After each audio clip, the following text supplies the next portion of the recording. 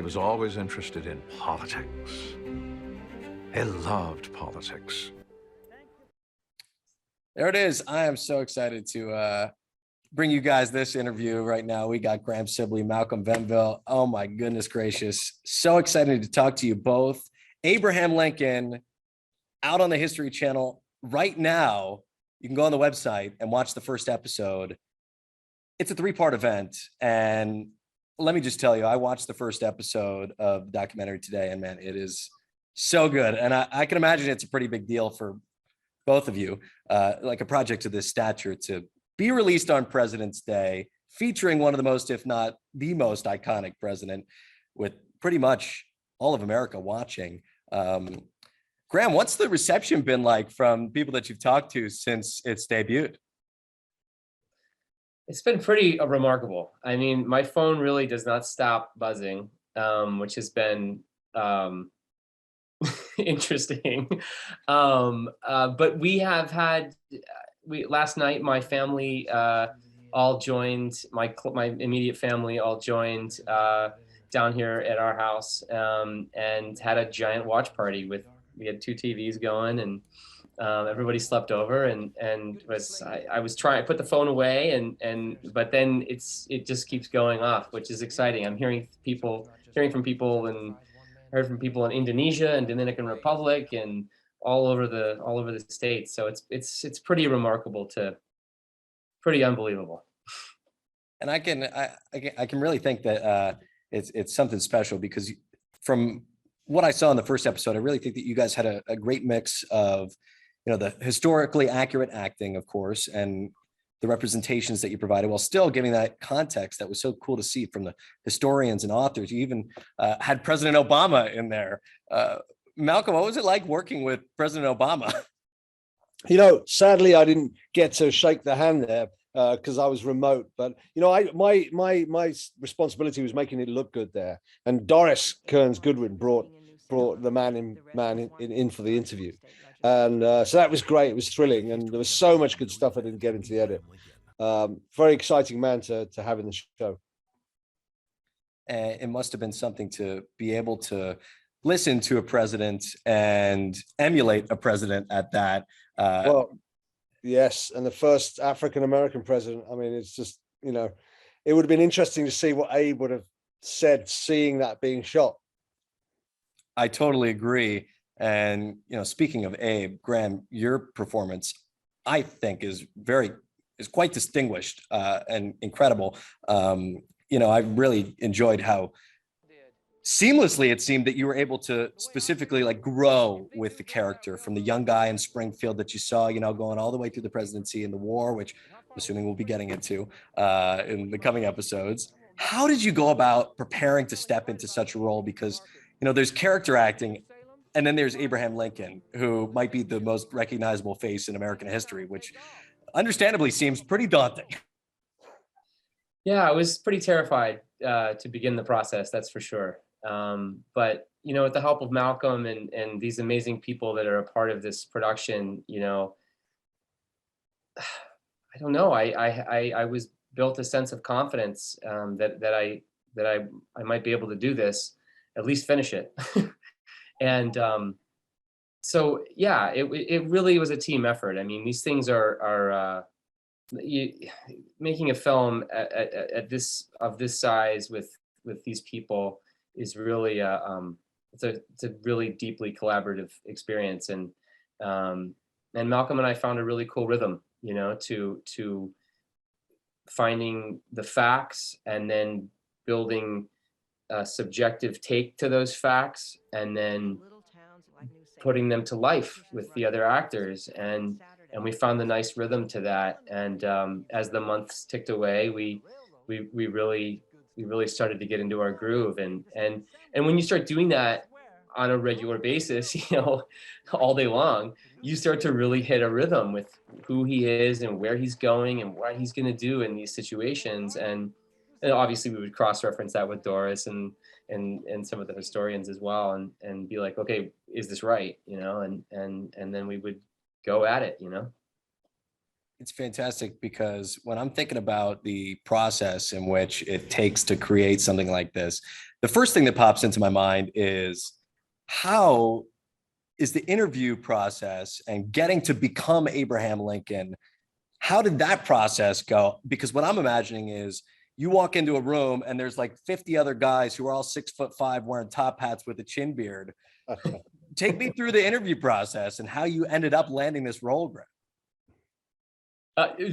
Me Yeah, or Malcolm? This is more of a Malcolm question, I think. Well, I guess for both of you guys, what is it like, getting into that interview process, and then of course you walking in on your day when it was your time to read and Well, no one's walking in anymore. It's all self tapes. Oh, okay, all right. So yeah. in this COVID world, it's all virtual. So what was the experience like looking for a Lincoln, and how did you know that Graham was your guy? Well, we were originally cast out of London, and the casting agent called me and went, Daniel Day-Lewis is killing this job because no one's showing up because, Daniel's closed the book on Lincoln.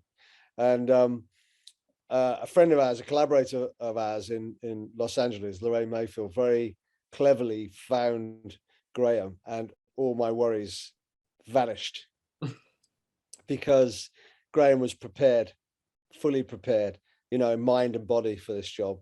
And he understood how Lincoln spoke. He understood how Lincoln walked. He was managed to externalize Lincoln into his body. And it's interesting that you mentioned, of course, Daniel Day-Lewis. It was an iconic representation when he did it back in the feature film. But I think that Graham, you truly have a different take on it than he does, and it feels very grounded. And for us here in Springfield, of course, Lincoln's hometown, it is really hitting close to home for us to see, walking through Springfield and, of course, mentioning Sangamon, our county. Did either of you guys get to come and visit Lincoln's hometown? I wish that I could have. No, sadly, COVID kind of makes all of that kind of a little bit more complicated, and I was fortunate enough to have about 3 or 4 months of prep before I knew that this project was going to happen. I was cast in another film, and then that film was unable to happen because of COVID. I was unable to do it because of COVID, and so I had done all of this sort of prep work. And then when this came back around, I was so excited because I really enjoyed that research process and figuring out who he might have been and kind of matching him up with myself. And then, taking that time and taking all of that experience and then building it with Malcolm was amazing. I don't even remember what your question was, but I'm just no. I said we're going to have to get you out to Springfield because now that Springfield, yeah, right, yeah. So the Springfield question was like, the Springfield thing was like, I really wanted to go to Springfield, but when I was in those 3 to 4 months of kind of really deep dive research, it was the height of quarantine and unable to do those kinds of things. But there's quite a bit online, there's a lot of information online, and there's tons and tons of books. So this is not the real thing, but there's 16,000 books on Lincoln. So. There is. And I really do, coming from somebody who walks the streets every day and sees, where Lincoln's law office is there's still a sign that says Lincoln's law office, downtown Springfield. Right across from the old state capitol. And Malcolm, I think you guys did a great job actually taking the real place and making it a part of this documentary. Well, thank you.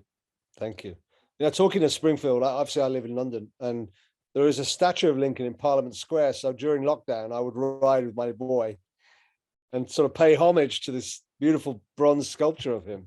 That was as close as we could get, in a way, to Abe. I love that. And Malcolm, you've this isn't your first rodeo with the History Channel. You, of course, did the Grant docuseries, and the Roosevelt. How did you get involved with working in the History Channel? I know that you had your documentary that you did with the racers. Did they see that and say, man, this guy can do documentaries? There's two producers, Dave Cyrulnik and Justin Wilkes, were handed me the memoirs of Grant and Ron Chernow's biography and said, do you fancy this? I'd read Team of Rivals 10 years earlier, and I was like, Abe is a man, is a common man. And I really identify with that, because coming from England, everyone's kind of elevated and monarchy and, on some kind of pedestal. So I really, when Abe came up after Roosevelt, after Teddy and Grant, I was just beyond myself. I had to be involved in this show. And the common man is really something I think why so many people see themselves in the 16th president. And what I'm curious, did you see in yourself, Graham, in the president as you were going about preparing for the role and preparing to portray him? It's a really good question. He is so accessible. He is so companionable. I think that for me personally, I latched on to some of his childhood trauma, his struggles with women, as a young man, his ambition, his use of humor, overcoming hurdles, losing, there's a lot of things that I think that I could attach myself to. But the beauty of Abraham Lincoln is that everyone who studies him will find some parallel to him because of what you just said about his sort of commonality to this American dream, to this American sort of experience, and then also just the other thing is he was also an outsider too. He was on the frontier. The frontier was the edge. Where you guys are living now is the middle of the West, but at that point it was a different place, and that's just an interesting sort of thing to think about, that this guy was on the fringe. It is really incredible. And I will say, I really enjoyed that first episode. I'm really looking forward to watching it again tonight and tomorrow. Is there anything that either of you would want to get people ready, get people pumped up to watch these last couple of parts of this event? Because it really is it's starting to heat up here. We're starting to get into the real big time events in history, in American history. I think for me, what Graham brought, which I fondly remember, is the wit of Abraham Lincoln, and some of the jokes that Lincoln told, are just really, really important to give the project a sense of levity and lightness and humanity. So that's something I really look out for, in Graham's performance. Thanks, Malc. Yeah, I think his story, all of his story is so, it's just so epic, and I think that when you start really breaking down the fact that this actually happened, like this man freed the slaves, you know what I mean? Like that, just that concept alone is so mind-blowing. And last night I was watching this with my nephews and watching them learn things that they hadn't known. They didn't know. They didn't even know that some of this stuff existed. And I think that that's so exciting to unpack this for a next generation, for another generation. And then also, and some of my other family members that were watching it last night were surprised at certain things in his life that they had no idea. So again, I in terms of what people might be looking forward to, I don't know. I mean, just more understanding of who he might have been, and yeah, I don't know. Yeah. I think the biggest challenges Graham faced for me were the speeches, with the inaugurals, Cooper Union, and then of course Gettysburg Address. To watch Graham go through his process and, you know, do those speeches and accomplish those speeches was a high point for me also. Yeah, I think the Gettysburg Address, the way we built that Gettysburg Address was really, I don't know. Now you can't use any of this. This is just all too much fodder. It's too much chatter. You can't cut around. No, come on. This is fun. This has been over. This was over 10 minutes ago. No, let me tell you what I will say is I remember in school watching the Gettysburg with Martin Sheen and Jeff Daniels and learning about that, you know, this period in history from a cinematic standpoint. And from what I saw in episode 1, it feels to me like this is a story that could be passed on for generations and generations and shown in schools and educating the youth of America, and, you know, not just America, but of course around the world. So, and it's so cool to be able to team up with the History Channel to do something like this as well. It really is. Great. Yeah. It's a big platform for us. We're really excited. Yeah. So again, I appreciate you guys taking a couple of minutes out of your day and talking with me. And we're going to get this up on in Springfield tonight, tomorrow morning, and of course tomorrow night as well as we head into the big finale. But you sure you don't want to do this again, AJ? Because now we got a good rehearsal going. We could probably get a nice tight 5 minutes.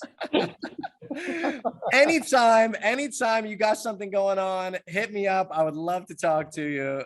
Seriously, you guys are awesome. And best of luck with everything going forward. The History Channel documentary event, Abraham Lincoln, Sunday, February 20th at 8, only on the History Channel.